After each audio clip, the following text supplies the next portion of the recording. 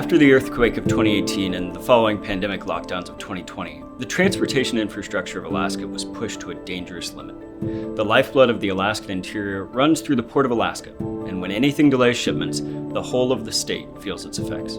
Events like this are partially why it was designated as a commercial strategic seaport for the Department of War.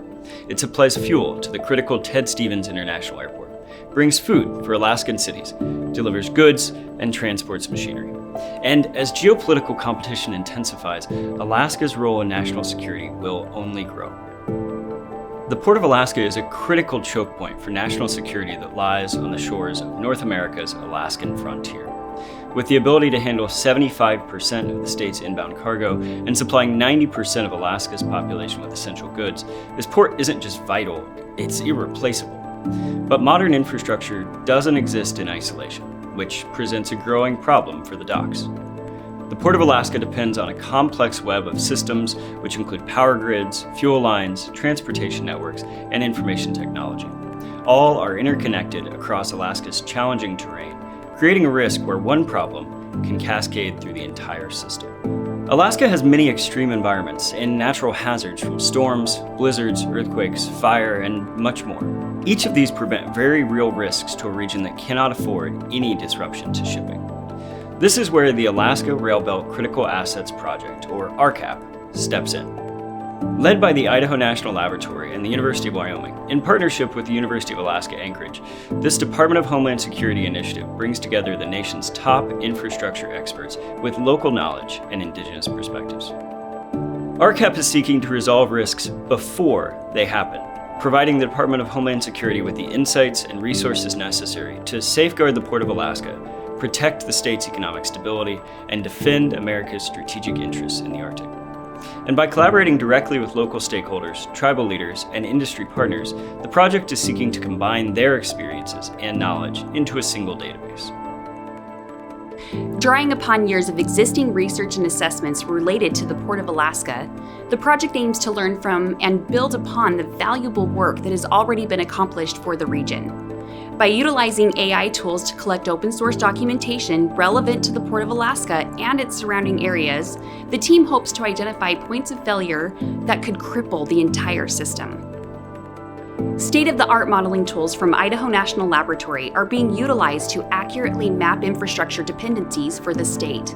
This allows the team to analyze and identify natural hazards and other threats to the Port of Alaska and surrounding area.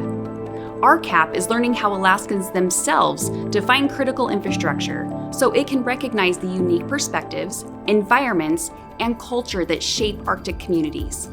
Collaboration is key for the project, bringing together over 30 stakeholder organizations including the U.S. Coast Guard, FEMA, tribal governments, the Alaska Department of Transportation, major shipping companies, utility providers, as well as local communities. Everyone who depends on the port and everyone the port depends on has a seat at the table. We are using the INL-developed Maritime Domain Awareness Tool in order to catalog those many 120 ports and austere ports in the state of Alaska. We use this cataloging to start doing things like planning for emergencies, understanding capabilities or needs of austere ports. There's a lot of data on these maritime domains, not only on the internet, they may be in documents from the 1990s, and they may be up in someone's head.